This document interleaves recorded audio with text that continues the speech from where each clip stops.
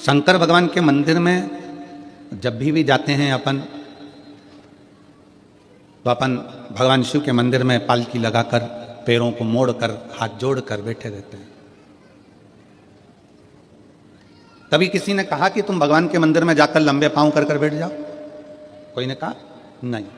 पांव को मोड़कर, पालकी लगाकर, जैसे आज तुम लोग बैठे हो ऐसे ही पांव को मोड़कर शंकर के मंदिर में जाकर बैठो, हाथ जोड़कर बैठो। कथा में गए हो, पांव मोड़कर हाथ जोड़कर कथा का रस्तत्व ग्रहण करो। क्यों कहा कि मंदिर में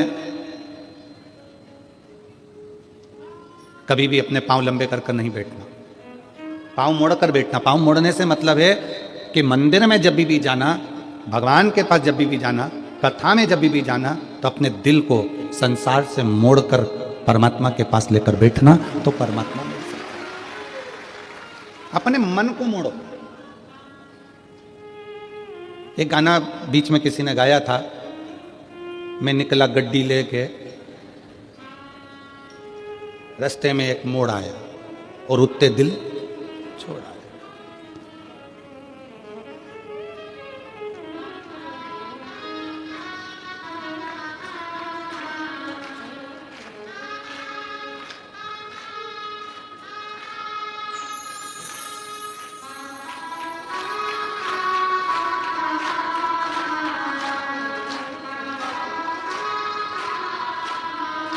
अब वो कहा उस गाने में कि मैं निकला गड्डी लेके, रास्ते में एक मोड़ आया और उत्ते दिल छोड़ आया। बस भगवान के पास पहुंचने में, परमात्मा के चरणों में पहुंचने में, कथा में पहुंचने पर जब पांव को मोड़ कर बैठो, तो वहां पर भगवान के सामने संसार को थोड़ा सा मोड़कर, संसार से मुख मोड़कर परमात्मा की ओर जब मुख मोड़ोगे, परमात्मा की ओर मुख करोगे, तो उत्थे दिल अपने आप छूट ही जाता है। परमात्मा की भक्ति में दिल छूटे। गौ, गुरु और गोविंद, इन तीन के सामने कभी पांव पसार के नहीं बैठा जाता। पांव लंबा कर कर नहीं बैठते। किन किन के सामने? गौ, गुरु और गोविंद, मतलब भगवान। गाय माता खड़ी है, आप पांव पसार कर कभी ना बैठे। आप सबको मालूम होगा कि कृष्ण अवतार में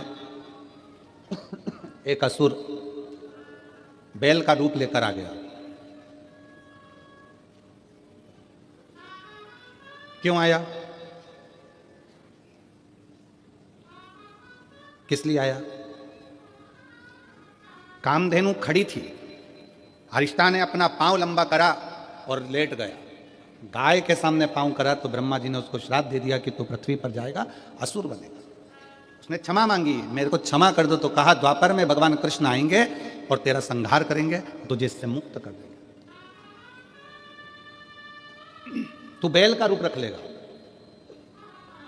और भगवान कृष्ण के सामने बैल का रूप रखकर गया। भगवान कृष्ण ने उसको पछाड़ कर उसको मुक्त कराया। गौ, गोविंद और गुरु, इनके सामने कभी पांव पसार कर मत बैठना, कभी पांव लंबा कर कर मत बैठना। हम कई लोगों से कहते हैं आप कथा सुनने के लिए जाओ, शिव महापुराण की कथा श्रवण करने के लिए जाओ। अगर शंकर की कथा में जा रहे हो तो तुमको जगह मिले ठीक है, परंतु अगर ज़्यादा जगह मिल जाए तो अपने पांव लंबे कर कर कभी मत बैठो। पांव पसार कर नहीं बैठना, पांव समेट कर बैठो। भगवान शंकर के मंदिर में अपन पांव को मोड़ के बैठते हैं, हाथ जोड़ कर बैठते हैं, क्योंकि अपने दिल को मोड़ना है परमात्मा की ओर, भगवान की। गौ, गुरु, गुरु के सामने भी अगर आप पांव पसार कर बैठे हो, पांव लंबा कर कर बैठे हो, गुरु कुछ नहीं बोलेगा, कुछ भी नहीं बोलेगा। गाय भी कुछ नहीं बोलती अगर पांव लंबा कर कर बैठे हो तो, और गोविंद भी कुछ नहीं कहते पांव लंबा कर कर बैठे हो।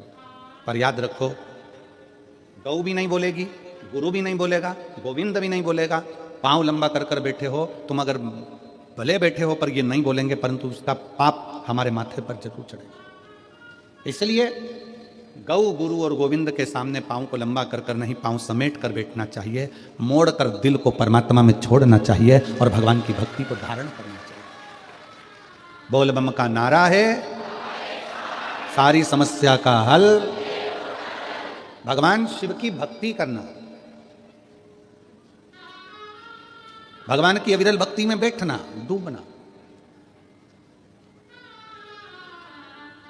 कभी कभी शंकर के मंदिर में अगर आप जाते हैं, भगवान को जल चढ़ाने के लिए जाते हैं, शिव महापुराण की कथा में जाते हैं, तो भगवान को दिल से प्रार्थना कर निवेदन भी करना चाहिए कि आप सपरिवार, शंकर जी से ये नहीं कहना कि अकेले, शिव जी से कहना सपरिवार आप हमारे घर पधारो। प्रतिदिन, हफ्ते में एक बार, 15 दिन में एक बार भगवान से प्रार्थना करो कि हमारे यहां तुम्हें आना है।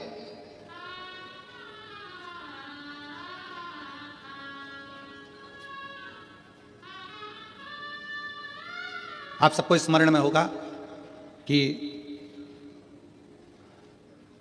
मान लो आप 12 महीने की शिवरात्रि करते हैं, सोमवार का व्रत करते हैं, या प्रदोष का व्रत करते हैं, या प्रदोष करते हैं, या सोमवार की अष्टमी करते हैं, या शिवरात्रि का व्रत करते हैं। अगर इतना चावल आप भगवान शंकर को चढ़ा रहे हो तो उसमें से एक चावल का दाना पीला कर कर चढ़ाना पड़ता है।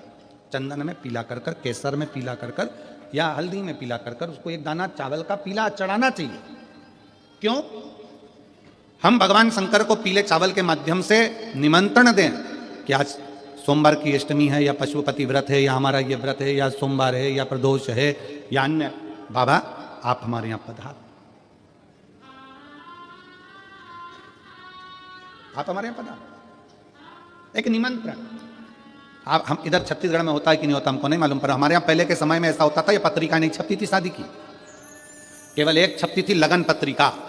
पंडित जी लिखते थे ब्राह्मण देवता, और ब्राह्मण देवता लगन लिखकर उसको बांधकर खवास को देते थे, और खवास नाई उस लगन पत्रिका को समधी के घर लेकर जाता था। इधर होता था कि नहीं होता हमको नहीं मालूम। पहले एक पत्रिका छपती थी, लगन पत्रिका। ये शादी की जो पत्रिकाएं छपती है ये पहले नहीं छपती थी। पहले जाते थे दरवाजे, प्रत्येक घर के दरवाजे पर जाकर पीला चावल देते थे, पीला अक्षत देते थे, पीला चावल, और हाथ जोड़कर कहते थे कि बेटी की शादी है, इतनी तारीख को आपको आना है, मंडप होगा इतनी तारीख को आपको आना है।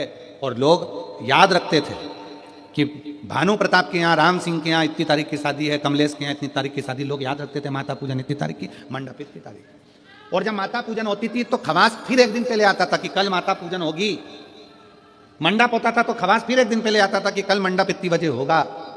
फिर खवास आता था बारात इतनी बजे लगेगी, जनवासे में बारात इतनी बजे पहुंचेगी। फिर होता था भावर इतनी बजे होगी, कन्यादान इतनी बजे होगा। पहले निमंत्रण मुख से दिया जाता था, प्रेम से दिया जाता था, खुद पहुंच कर दिया जाता था, स्वयं जाकर निमंत्रण के रूप में बोला जाता था। आज का जमाना व्हाट्सएप का, आज का जमाना फेसबुक और यूट्यूब का, आज का जमाना सोशल मीडिया का, सब बंद हो गया। अब तुम मोबाइल पर बोल देते हैं कि आना, मन नहीं है बुलाने का तो भी कहना पड़ रहा है कि आए तो ठीक, नहीं आए तो बहुत अच्छा। सोशल मीडिया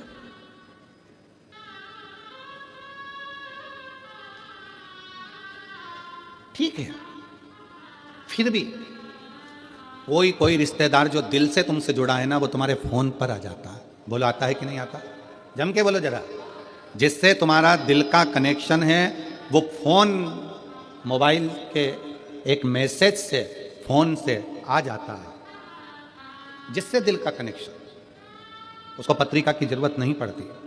जो तुम्हारा बहुत हितैषी है, बहुत प्रिय है, उसको पत्रिका की जरूरत नहीं पड़ेगी। तुमने फोन किया, वो तुम्हारे यहाँ आकर खड़ा हो जाएगा, सारा काम संभाल लेगा। बस उसको दिल चाहिए, हृदय चाहिए। उसी तरह शंकर भगवान की कथा कहती है कि शिव को तुमसे कुछ नहीं चाहिए, एक बार दिल से श्री शिवाय नमस्तुभ्यम कहकर पुकार लो, मेरा भोलेनाथ तुम्हारे दरवाजे पर आकर खड़ा हो। उसको पुकारने के लिए भगवान का नाम जापे, उसको पुकारने के लिए भगवान का मंत्र जापे।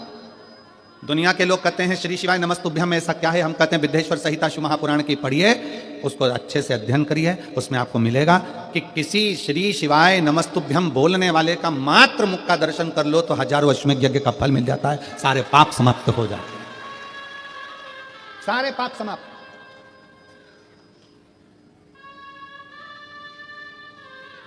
श्री शिवाय नमस्तुभ्यम किसी के दरवाजे पर अगर लिखा हुआ है, लगा हुआ है, तो दरवाजा बंद भी है, कोई आया दरवाजा बजाया, उसने पढ़ लिया श्री शिवाय नमस्तुभ्यम, उसका दरवाजा खोला, उसके मुंह का दर्शन करा, मुख का दर्शन करा, तो हमारा भी कल्याण हो गया। उसने पढ़ा तो उसका भी कल्याण हो गया। अपने दरवाजे पर लगा दो श्री शिवाय नमस्तुभ्यम, अपनी गाड़ियों पर चिपका दो श्री शिवाय नमस्तुभ्यम, अपने वाहनों पर लगा दो श्री शिवाय नमस्तुभ्यम। शिव तत्व